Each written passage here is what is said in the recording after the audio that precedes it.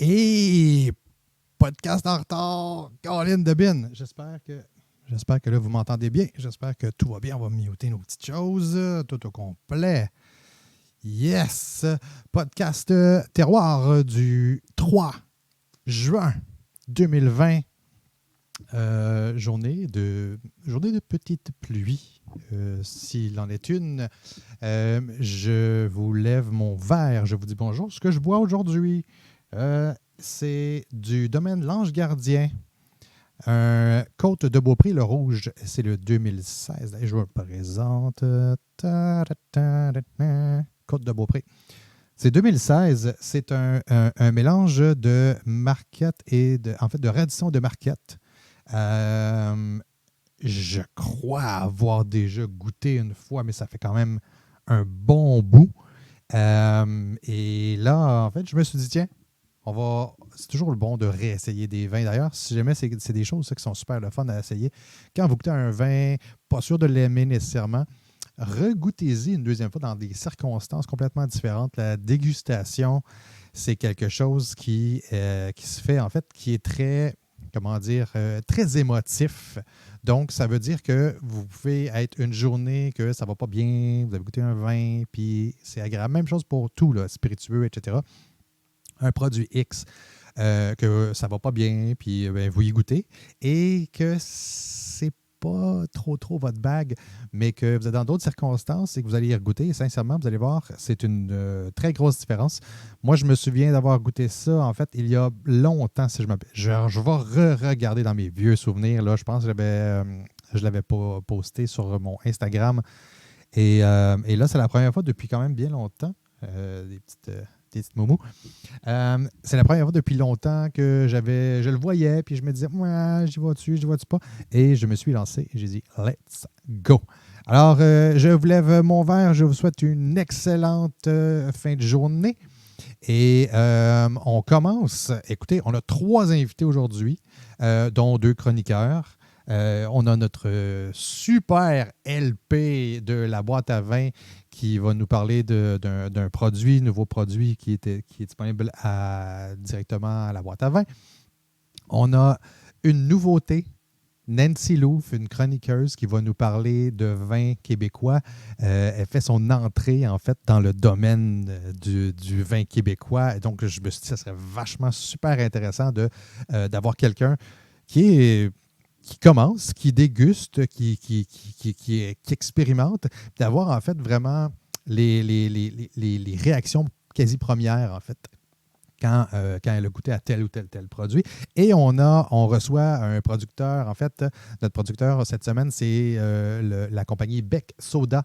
On a Kevin, qui est le cofondateur, Bec Soda, qui font du cola, en fait, en bref, là, on va le mettre très, très, très simple. Ils font du cola, ils font ce qu'on appelle le fameux 7-Up, là, mais qui est une limette. Ils font un au canneberge, si je ne me trompe pas. Écoutez, c'est un gros coup de cœur pour moi au niveau du cola depuis plusieurs années. Puis je me suis dit, tiens, on va les inviter au podcast.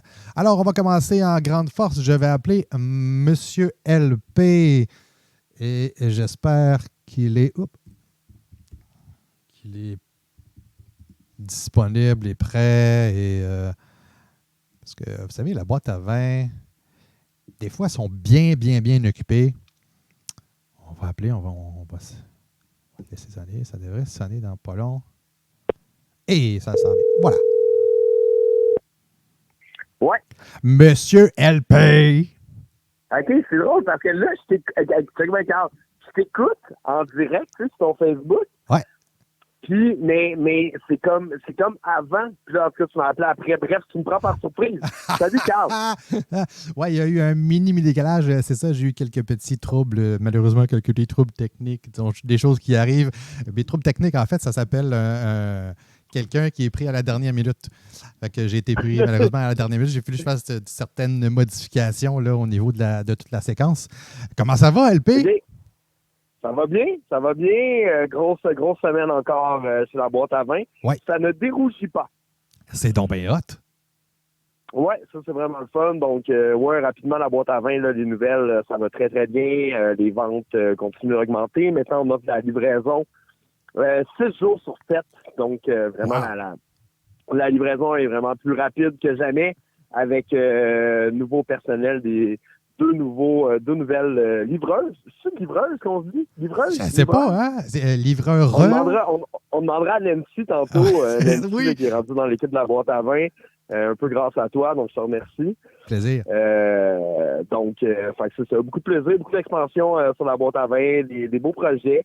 Bref, voilà pour ce qui est. Mais aujourd'hui, je vais te parler de quelque chose d'autre. Un petit peu, je vais aller un petit peu contre ma paroisse, si on veut, en envoyant des clients ailleurs. OK. OK, vas-y. On est après vivre, en fait. Je veux te parler un petit peu de nos tourismes en crise de COVID. Oui.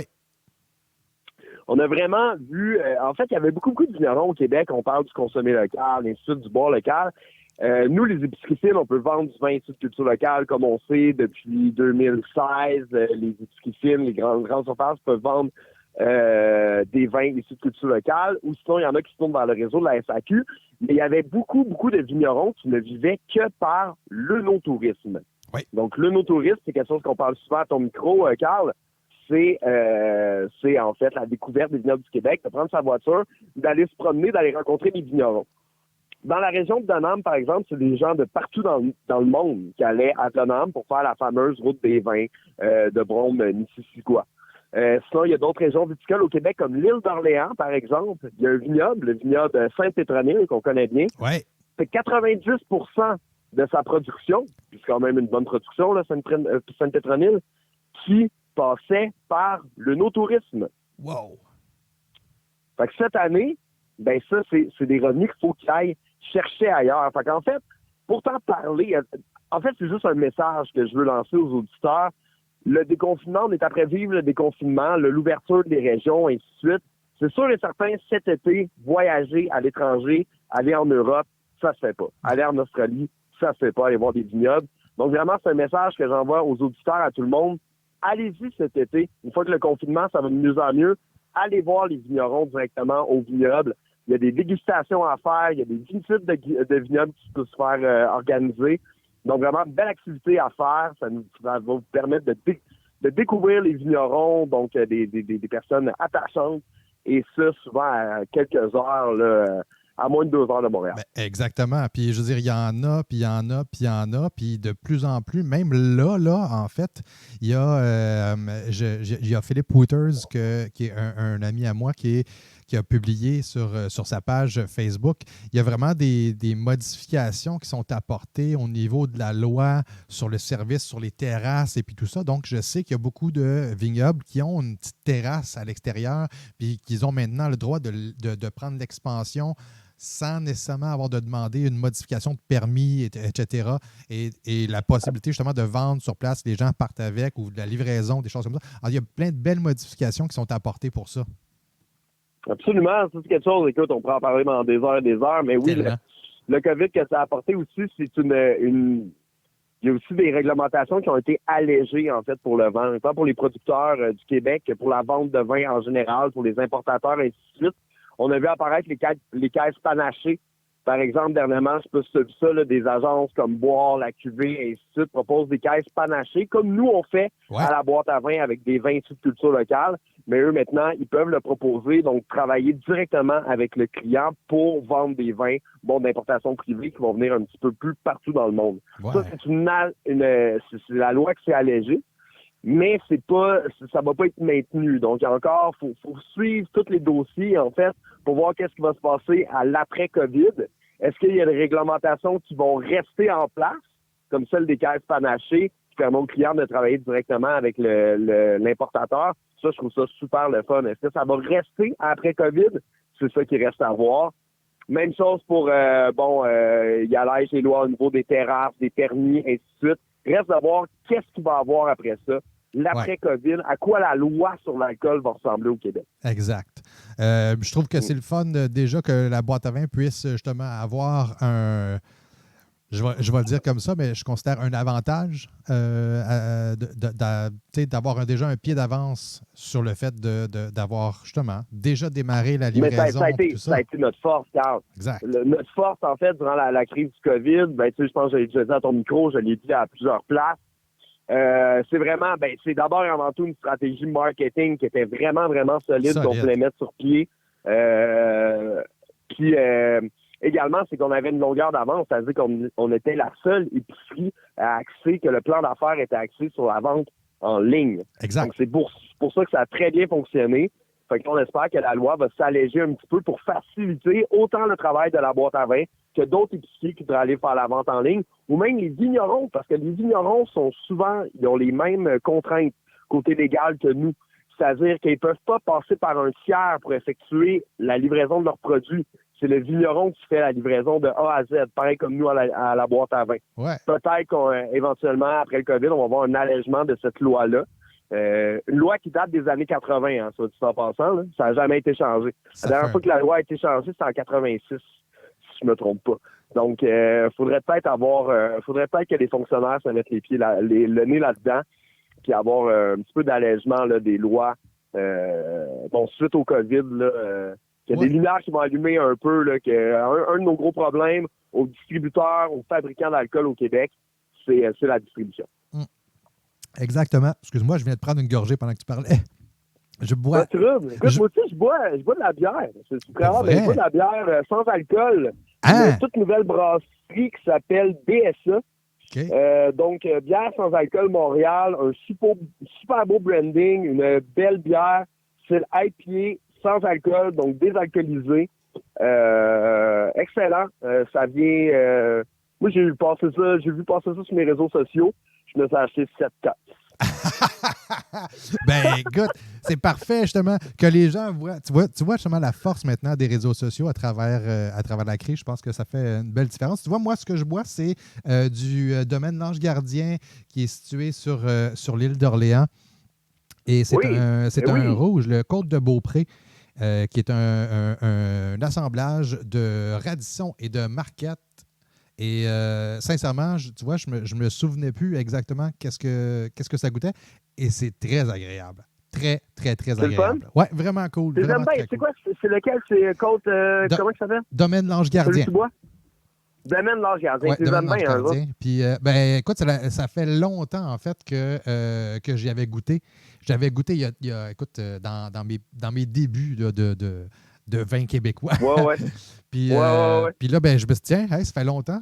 J'aime ça, justement. Tu sais, comme j'expliquais au début, c'est le fun de regoûter à certains vins que ça fait longtemps qu'on a goûté, ou des fois, justement, comme qu'on a trouvé moyen, mais dans d'autres circonstances, des fois, le goûter, c'est très émotif au niveau de la dégustation. LP, avez-vous des nouveautés chez vous? C'est quelque chose de vraiment cool qui est rentré. Ça fait longtemps que je connais le gars, que je connais le vigneron, en fait, qui est allé à l'école avec ma meilleure amie. C'est Nick du Coteau Saint-Paul. Donc, les vins du Coteau Saint-Paul viennent de rentrer à la boîte à vin. Ça fait longtemps que je les connais. C'est vraiment juste, je les avais pas encore, ça donnait pas. Okay. C'est qu'on se rend compte que ces produits rentrent. Là, il y a pas longtemps, il avait changé son branding. Donc, il y avait bref, là, tous les produits chez Coteau Saint-Paul sont maintenant disponibles sur boîteavin.com. Et gros coup de cœur pour le vin gris. Le vin gris, vraiment, vraiment excellent. Puis sinon, j'en ai vu ça un petit peu, mais le no-tourisme aussi, continuer à consommer local, puis de pas privilégier, mais d'essayer des vignerons qui, avant, utilisaient uniquement le no-tourisme pour vendre leur vin, les commander sur boîteavin.com. Ça peut être le fun là, pour les encourager. Donc, Vignoble Sainte-Pétronille, on vient de recevoir toute leur gamme aujourd'hui même. Sinon, on a reçu l'île de Bacchus. L'île de Bacchus aussi, qui est située à l'île d'Orléans, lui aussi beaucoup tourné vers le no-tourisme. Donc là, tous leurs produits sont maintenant disponibles sur boîteavin.com. Puis j'en ai parlé aussi il y a 2 semaines, mais Saint-Gabriel de Brandon. C'est aussi une nouveauté à boîte à vin. Puis ça, c'est quelqu'un qu'il n'avait jamais vendu en épicerie. Il y avait même de la difficulté à savoir comment ça fonctionnait, donc la vente en épicerie, parce que sinon, il n'y avait aucun problème à passer toutes ces bouteilles directement au vignoble. C'est un super beau vignoble. Bon, c'est dans la Naudière. Ça vaut le détour. Mais là, il y avait besoin d'une alternative pour distribuer ses produits. Donc, il nous a contactés. Donc, vraiment, assez vers ça. Là, quand vous avez l'habitude mettons, vous savez qu'il y a une région qui est touchée par le COVID, par le tourisme international, consommer leurs produits, il faut leur donner un coup de pouce supplémentaire. Oui, ben tu vois, la semaine passée, pas la semaine passée, l'autre avant, la semaine passée, j'ai fait relâche. J'ai reçu le vignoble au pied des Noyers. Oui. Justement, quand je lui parlais, elle me disait que avant, là, hors d'onde, j'ai jasé justement de la boîte à vin, puis c'est quelque chose qui pourrait peut-être l'intéresser d'avoir un one-shot, de dire une ou deux caisses là, spéciales, parce qu'elle, elle vend dans presque très, très peu de points de vente, parce que justement, il libère toutes les Mais choses. voici, on s'est parlé à l'époque, tu sais, les Noyers, j'avais fait un événement avec eux à Terrebonne et à l'époque, ils n'étaient pas intéressés à être distribués sur boîteavin.com. Check-moi bien, moi, Il y en a beaucoup, là. Il y en a beaucoup. Moi, j'ai commencé, ça fait pratiquement 3 ans et demi que j'approche des vignerons pour être distribué sur boîteavin.com. J'ai eu beaucoup de refus au début. Mais là, maintenant, ça tourne un peu parce que là, les vignerons, c'est pas un reproche, là, rien. Non. Je vais juste le dire, là, à l'époque, il y a 3 ans, la vente en ligne de vin issus de culture locale, même certains vignerons y croyaient pas. Écoute, même certains vignerons moi, y croyaient pas. Puis là, maintenant, j'ai des contacts. J'ai à peu près 3-4 vignerons qui m'appellent par semaine. Ben, écoute, on se rejase pour Au pied des Noyers. Je pense qu'il y aurait quelque chose de le fun à faire. Oui, ben j'avais trippé sur leur vin. Ils avaient fait un vin chaud aussi dans le temps des fêtes. C'était vraiment sa coche. Les produits étaient vraiment intéressants, mais je pense pas que eux, à l'époque, visaient un marché justement d'épicerie. Exact. Donc, eux étaient sûrement plus axés sur la vente directement au vignoble, sinon des épiceries vraiment plus régionales, donc les dépanneurs du coin et ainsi de suite. C'est ça. Mais là, nous, avec la boîte à vin, on propose un rayonnement, en fait, là, partout dans la grande région de Montréal. En ligne. Écoute, donc, je te dis, on va s'arranger quelque chose. Ça va me faire plaisir. Peut-être que ça fera partie justement de la fameuse boîte découverte terroir. Qui sait? Ah, ça serait cool. Ça, je reviens là-dessus. Ça, c'est un beau projet. Ça serait très cool. Mais là, ta deuxième invitée, c'est Nancy. Oui. Hey, c'est vraiment drôle, ça. C'est vraiment le fun. OK, cool. Ouais. Puis, excellent. Ben, justement, je vais pas y prendre plus de temps. C'est bon. Tu sais, quand c'est parti, Carl, là, on pourrait parler de même pendant 4 heures. Hein? Des heures et des heures. C'est souvent arrivé, d'ailleurs. Ouais, je sais bien. Mais gars, je te laisse avec Nancy. Je continue à vous écouter. Cool. Puis, on se rappelle bientôt, mon Carl. On se voit bientôt. Merci beaucoup, LP. Salut. Bye. LP de la boîte à vin. C'est tellement tout le temps un fun fou de jaser avec lui. On parle de 46 000 affaires, puis on pourrait jaser effectivement, et c'est souvent ce qui arrive, on jase pendant des heures et des heures. On va vous épargner cette portion-là, mesdames et messieurs. On contacte maintenant Nancy Louf, qui est nouvelle chroniqueuse pour Terroir, et je vais vous en dire un petit peu plus quand on va l'avoir contactée. Ça ne sera pas bien long. Ça devrait s'en aller en quelques... Et voilà.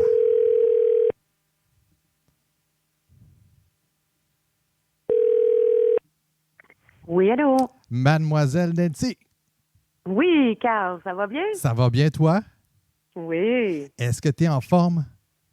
Oui, je suis en pleine forme. Toi aussi? Yes. Je prends d'emblée le petit 2 minutes, même un petit peu moins, là, juste pour te demander, en cette période-ci, est-ce que tout le monde va bien chez vous?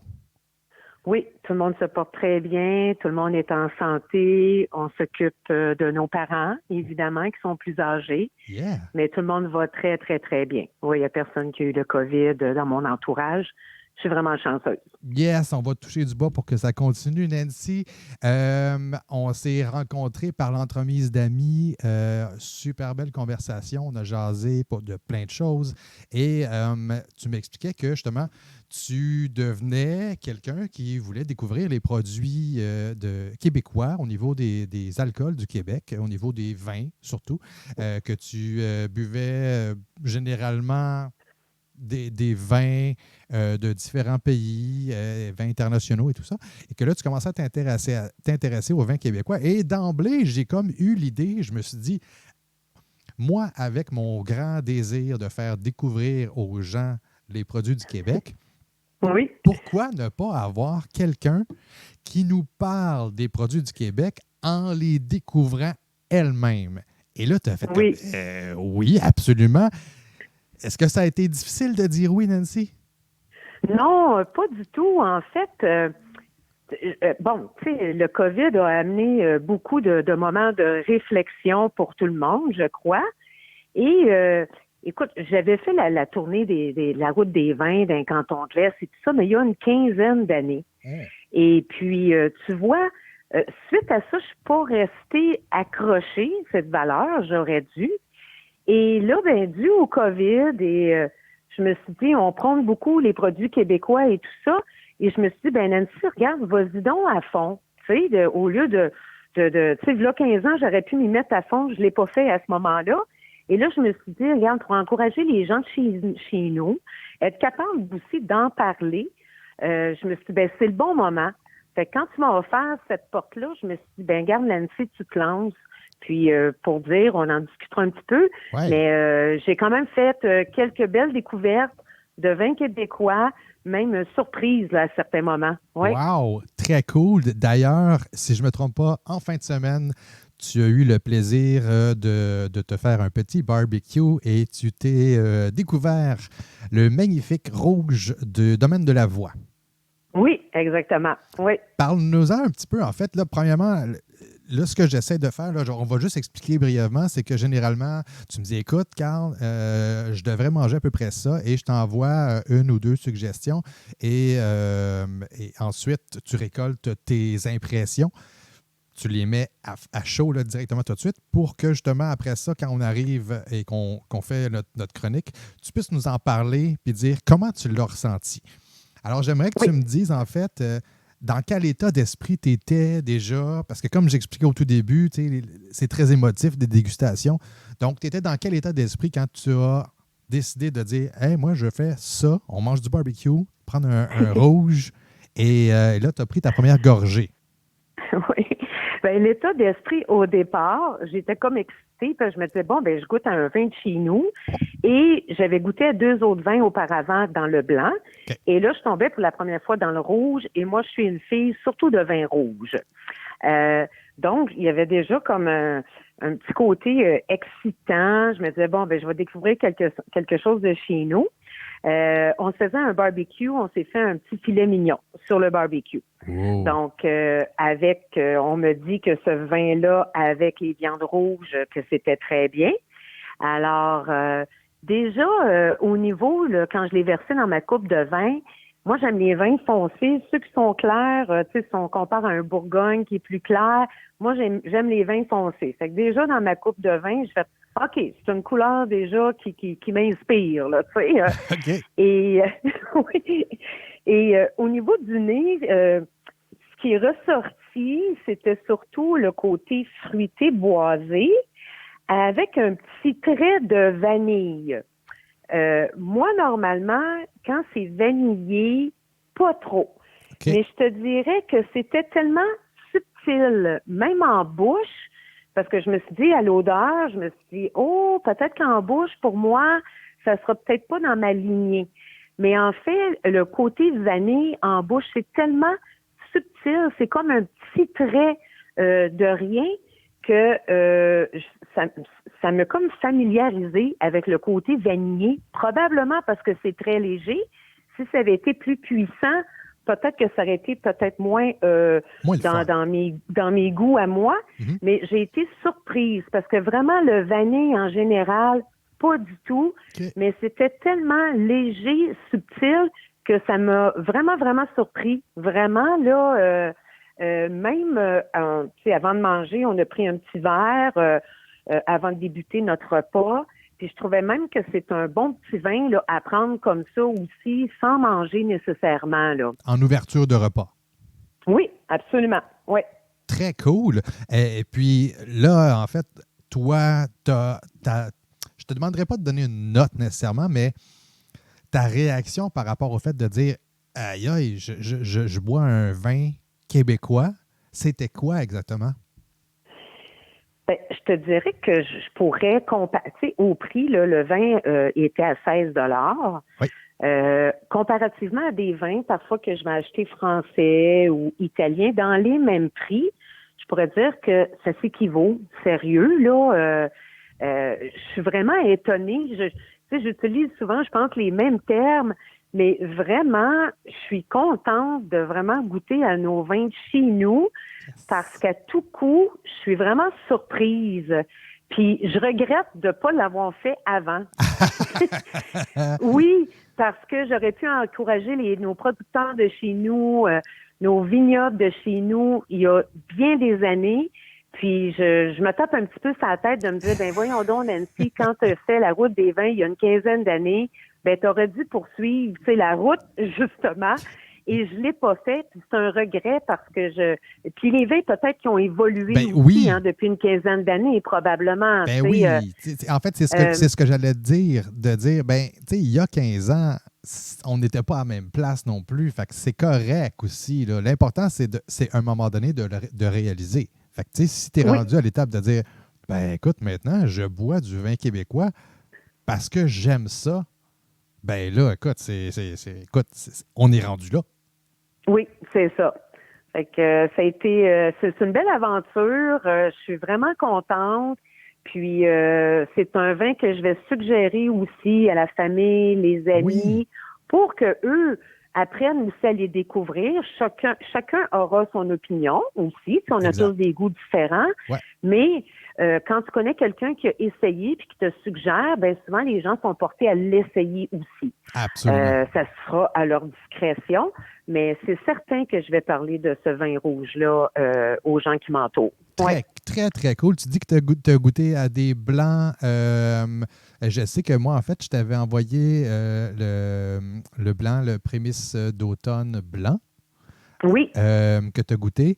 Je vais te demander juste rapidement, en fait, comment tu l'as trouvé celui-là aussi, parce que vu que je les ai déjà eus en entrevue, on n'en reparlera peut-être pas encore dans d'autres. On va essayer de vraiment diversifier au niveau des producteurs. Comment tu l'as trouvé, ce blanc-là? Moi, j'ai adoré. Surtout, moi, comme je disais tantôt, je suis une fille de vin rouge. Hein? Oui. Fait que ça a été pour moi vraiment surprenant. Très froid, là. On l'a bu même chose avec du homard. En fait, le repas, c'était du homard. Wow. Mais on a débuté avant le repas avec un verre ou deux. Et le vin était très, très, très froid. Et pour un vin en apéro, là, sérieux, encore une fois, je suis vraiment pas vin blanc et je n'ai acheté une deuxième bouteille. Yes! OK, ça parle. Ça parle beaucoup. Oui, ça a été comme vraiment là une belle découverte. Puis je vais en reprendre là. Tu sais, parce que le vin rouge, moi en été, c'est sûr que c'est plus dur, hein, c'est plus léger, les blancs, les rosés, tout ça. Et je me suis dit, ben Colin, ça va être un bon petit vin là pour l'été, très froid. J'ai vraiment adoré. Ça aussi, ça a été un coup de cœur et vraiment étonné là. Comme je dis, je suis tellement pas vin blanc. Et puis, je pense que là, ben, je vais peut-être devenir blanc et rouge, puis éventuellement un rosé. Ben, justement, je m'en allais dire aussi, ben écoute, si tu as la chance de ce même vignoble-là, le rosé, c'est un must. Je te le recommande fortement. Ah oui? Fait que, je vais l'essayer. Je vais l'essayer dans ce cas-là. À goûter à ça. Puis ça, justement, très froid en après-midi, là. Et c'est, à la limite, c'est dangereux. Ah, bon, ben parfait. Fait que prochain achat, ce sera ça. Yes, excellent. Nancy, ça te donne-tu le goût de revenir la semaine prochaine? Bien, certain. Ben oui, si vous avez envie de m'avoir, certainement. Oui, tellement, tellement. J'apprécie. Justement, je trouve ça vraiment cool de pouvoir présenter des produits avec quelqu'un qui les découvre en même temps. Fait que je trouve ça vachement cool. Puis, écoute, c'est un plaisir de te jaser. Puis, tu vois, justement, c'était drôle tantôt, LP qui me jasait. Il disait, hey, c'est Nancy que tu reçois tantôt à ton podcast. Et oui, effectivement. J'ai commencé à faire la livraison pour eux, là. Fait que ça me permet aussi de découvrir puis de connaître davantage les vins aussi que la boîte à vin a. Ouais. C'est tellement cool. Ben ça, c'est le bonheur, justement, je trouve, de rassembler. Puis, COVID, pas COVID, je trouve que, justement, le fait de rassembler toutes les unités qui sont là dans nos sphères, justement, de pouvoir rassembler tout ça ensemble, je trouve que c'est quelque chose de vachement cool à faire. Fait que si tout le monde y trouve son compte, c'est excellent. Bien, parfait. Merci, Cap, et merci à tous les auditeurs qui sont en ligne en ce moment. Très cool. Merci beaucoup, Nancy. On se reparle la semaine prochaine. Oui, merci. Bonne journée. Bonne fin de journée. Bye. Nancy va nous revenir la semaine prochaine parce que moi, je suis convaincu qu'on est en train de la convertir tranquillement pas vite aux produits québécois. Et ça, c'est vachement cool. Ah, écoutez, moi, ça me rend vraiment super heureux d'être capable de vraiment d'entendre des gens qui les découvrent, les produits, puis qui trippent vraiment là, sérieusement. Puis vous voyez, ça, c'en est un autre, justement, Domaine l'Ange Gardien, le Côte de Beaupré Rouge. Je vous le recommande fortement. Ça vaut vraiment la peine. Notre troisième invité, Monsieur Kevin. Je vais juste composer parce que je vais essayer de dire son nom vraiment comme il faut. Je veux juste m'assurer vraiment de dire, c'est Kevin Creuret. Écoutez, je vais lui demander. Et ça sonne. Allô? Kevin! Oui, bonjour. Comment vas-tu? Très bien, et toi? Très, très bien, Kevin. Avant de te présenter comme Kevin, je veux juste m'assurer de prononcer ton nom comme il faut. Comment on prononce ton nom? C'est Kevin. Oui, Crorer. mais... OK, le nom de famille, c'est ça, c'est Crorer. Crorer. Crorer. Ouais, Crorer. Ah, OK, Ouais. cool. Je suis originaire de la Bretagne. Ah, un Breton. On les aime, les Bretons. Ouais. Oui, vraiment bien. Kevin, la raison pour laquelle je te reçois, il y en a plusieurs. La première étant que moi, du bec, ça a été mon énorme coup de cœur au niveau des liqueurs québécoises parce que vous avez été parmi les premiers à sortir quelque chose de vachement intéressant. Après ça, évidemment, il y en a plusieurs autres qui ont découlé à travers ça. Oui. Et moi, je suis tombé vraiment grand fan de tous vos produits. Et puis, je me suis dit, tiens, c'est le fun de recevoir des producteurs au niveau des alcools, au niveau du vin et tout. Mais j'ai le goût de pouvoir faire parler de quelque chose d'autre. Et d'ailleurs, ce qui m'intéresse toujours au niveau bec, c'est que c'est un produit, et là, on s'entend, là, c'est des sodas, mais biologiques. Exactement. Donc, tous les produits qu'on utilise dans nos sodas sont biologiques. Donc, c'est issu de l'agriculture biologique. C'est aucun pesticide ou agent chimique. Donc, c'était un peu la stratégie qu'on a voulu avoir. En fait, là, on a 3 produits. On a le cola. Oui. On a le soda à la lime et le soda à la canneberge. Donc, on a vraiment voulu opter pour une direction dans le biologique parce qu'il y avait beaucoup de sodas sur le marché qui étaient très chimiques. Les gens critiquaient beaucoup les grandes marques parce qu'il y avait des produits chimiques. Donc, on a vraiment opté pour cette direction-là. Puis, je pense que c'était une bonne décision, là. Donc, voilà. Vraiment, en fait, parce que moi, au début, les becs, c'était vraiment dans des épiceries spécialisées qu'on pouvait y trouver. Puis j'avais souvent de la misère dans mon coin à être capable de mettre la main sur un 4-pack jusqu'à ce que, éventuellement, là, les becs ont commencé à faire leur apparition à travers plusieurs réseaux, dont chez Métro. Je sais que vous êtes chez Métro. Vous êtes dans d'autres réseaux de distribution aussi?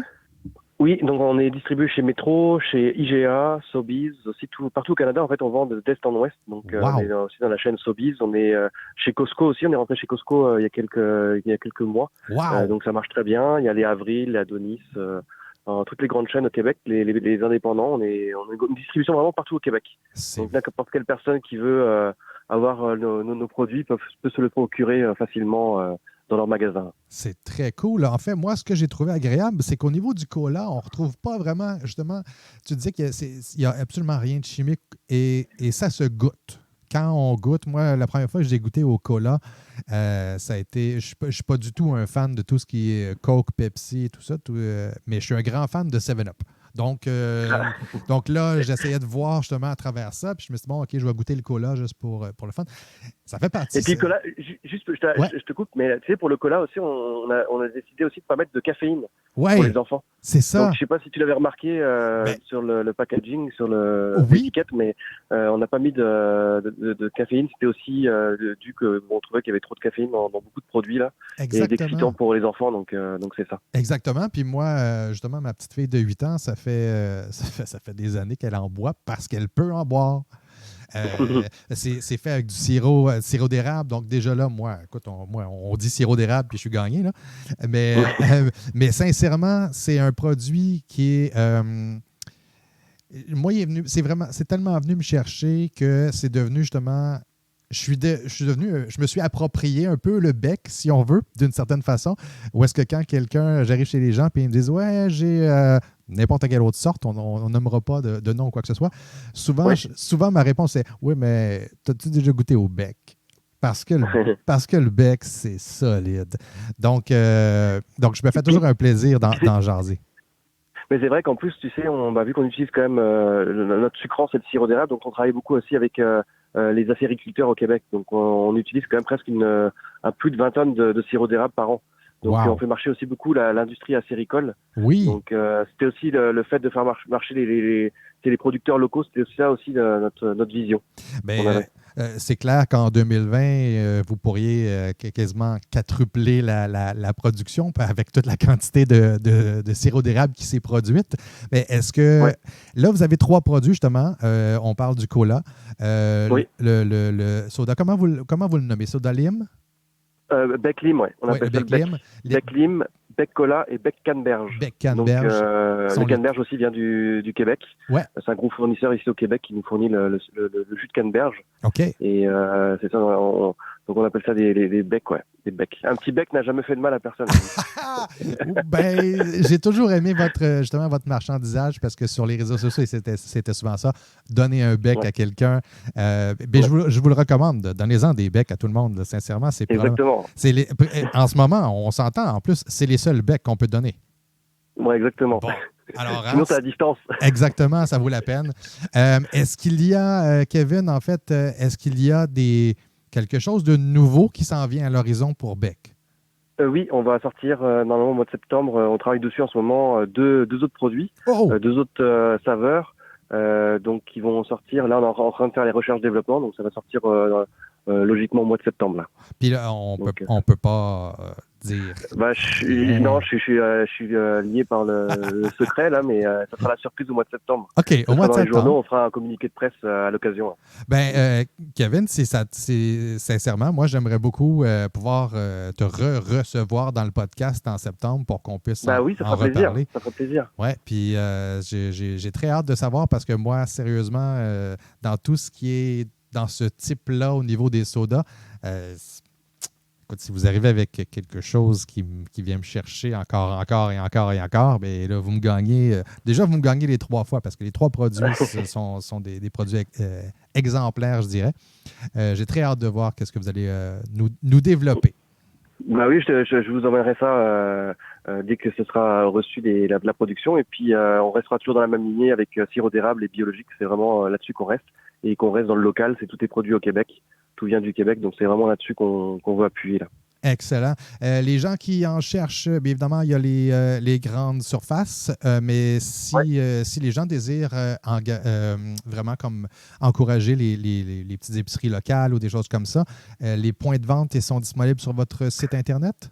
Oui, exactement. C'est disponible sur le site Internet. Donc, ils peuvent faire la demande sur notre site Internet. Et puis, on communiquera avec les distributeurs qui nous distribuent partout au Québec, que ce soit dans les restaurants, cafés. En ce moment, un peu plus difficile vu la situation dans les cafés-restaurants, là. Mais en tout cas, dans les épiceries, on peut livrer vraiment partout.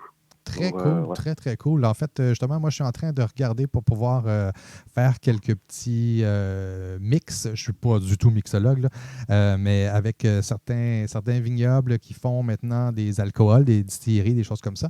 Puis, j'aimerais beaucoup éventuellement essayer avec les becs, justement. Donc, on va ça se mélange très, très bien. On a des recettes aussi disponibles en ligne. Ah, mon Dieu! Sur notre site Internet, il y a des recettes qui sont faites avec les 3 saveurs. Tu nous donnes le site, s'il te plaît?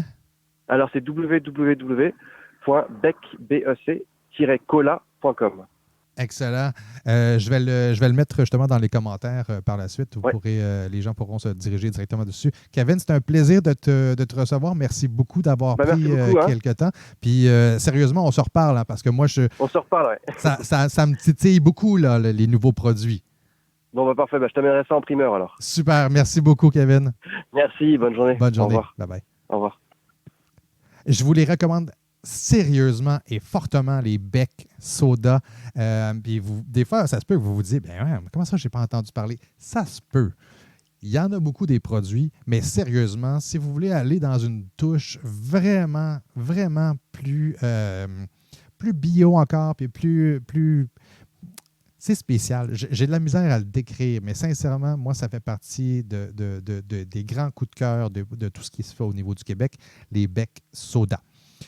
Je vais leur dire une dernière fois, ce vin-là, c'est très agréable. Le Côte de Beaupré du domaine L'Ange Gardien. Là, je veux juste que vous sachiez, hein? Moi, j'en parle, je suis allé l'acheter. Je veux que vous sachiez parce que moi, je veux pas qu'on pense qu'on dise « Ah, mais là, ils en parlent parce qu'ils ont payé ou quoi ça. » Non. Terroir, je vais vous dire si on en reçoit, ça nous fait plaisir.